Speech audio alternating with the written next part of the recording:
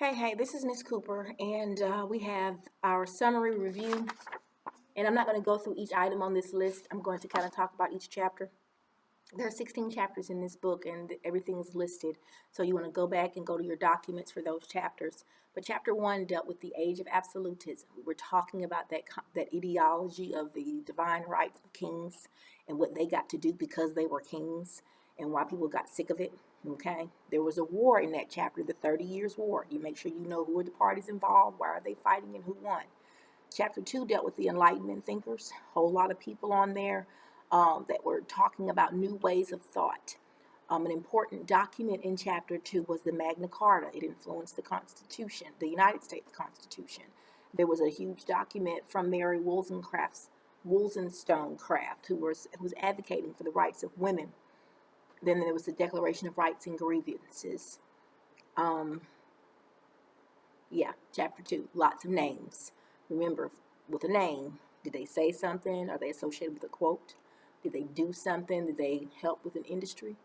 Okay, that's how you want to look at those names. Chapter 3 is the French Revolution.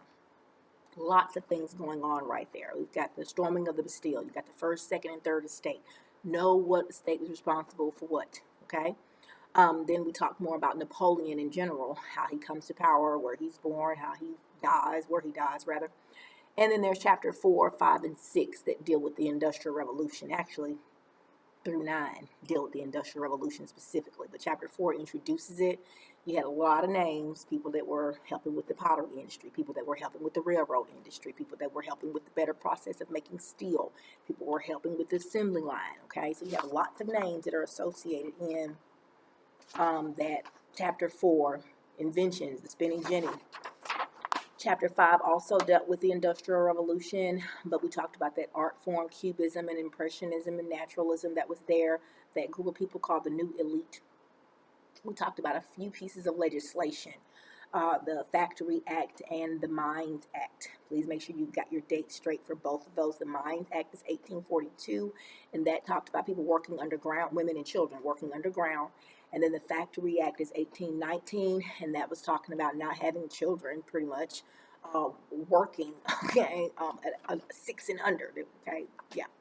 Then there's the concept of the unions. What do the unions do?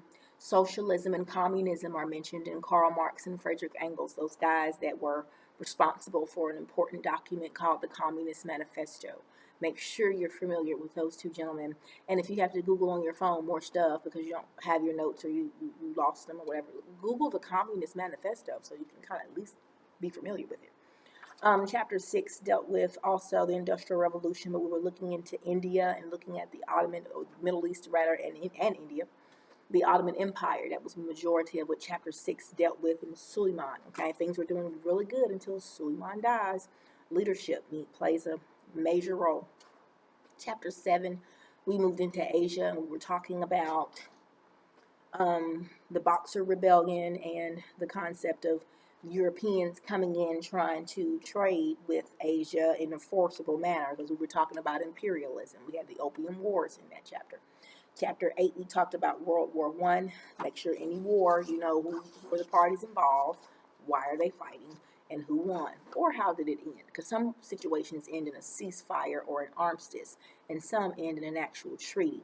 You'd prefer a treaty because a treaty clearly says who gets what, or who can't do something, or who can do something. Is a new country going to be created, or is going to be dissolved? Those are all things that come with a treaty. But an armistice or a ceasefire, you don't have to have anything. Just stop shooting. Chapter 9, we talked about the Great Depression, the stock market crash, the totalitarian states. There were a couple pieces of legislation there: the Emergency Relief Appropriation Act, Social Security Act, the Indian Reorganization Act, the Tennessee Valley Authority is established, and then there was the Scottsboro case in 1931. So go back to your notes for Chapter 9 to be sure that you understand those concepts. Chapter 10, the Mexican Revolution. There's a lot of shady stuff going on with those Mexican leaders. Somebody's getting somebody arrested, somebody's trying to get somebody out of office, and it was a lot. But go back to the notes for Chapter 10. Chapter 11 dealt with the onset of World War II. Yes, World War II definitely happens in Chapter 11. Germany sending troops into the Rhineland and annexing Austria and doing a bunch of other stuff. And then there's Japan over there declaring war on China. And then Japan attacks Pearl Harbor. And yeah, there's a bunch going on in World War II. The Holocaust happens in World War II. There's genocide, death camps. But Germany surrenders and Japan surrenders. So the United States won. And we didn't even want to get involved, but we got involved. And that's how it ended. Chapter 12 dealt with the Cold War. Remember, the Cold War is not one war. It's a series of situations, because there are some military conflicts. There's North Korea, there's Vietnam, but there's also other situations like the Truman Doctrine, the Marshall Plan, where we put together packages, financial packages, to help people restore and rebuild after the destruction of World War II. There's the Cuban Missile Crisis. Okay, we thought we were going into World War III. Okay, Nikita Khrushchev and John F. Kennedy kind of were at odds because of the nuclear warheads that were placed strategically in Cuba by the Russians, and pointing those missiles at Florida. That was not cool. So the Cuban Missile Crisis. Then Mao Zedong and things that he's doing in Russia.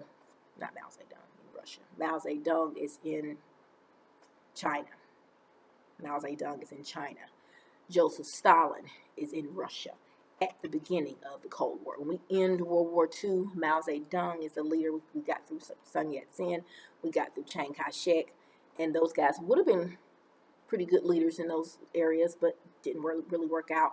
So Mao Zedong was the person that took power in China under communism after World War II, which was during the period that we call the Cold War. Chapter 13, we talked about the Boer War, who were Dutch people who kind of came in from the Dutch area and come to Africa and start fighting people. And not only do they do that in Africa, they're pretty much enslaving people in their own country and all that. And we talked about Shaka Zulu in chapter 13. So go do some research on that. And you have two documents for chapter 13. Chapter 14 talked about the EEC, the European Economic Community. Okay, this is like a block of European countries that wanted to get together and kind of do like a NATO thing, but other things too. So look at your information about the European Economic Community. The Soviet leaders in the Soviet Union, post-Cold War, or post-World War II, through the Cold War. The Cold War kind of ends in 1988-89 with Gorbachev.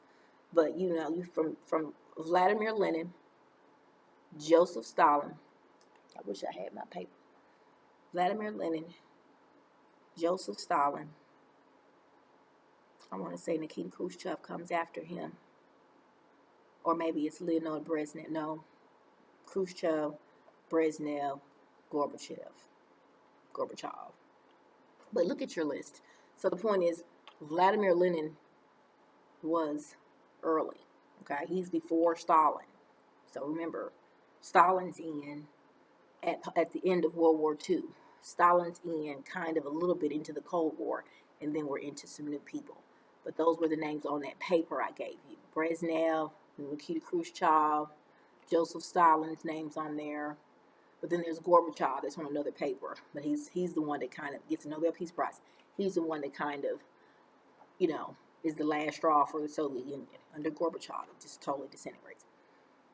Then there are the leaders in chapter 15 of North Korea.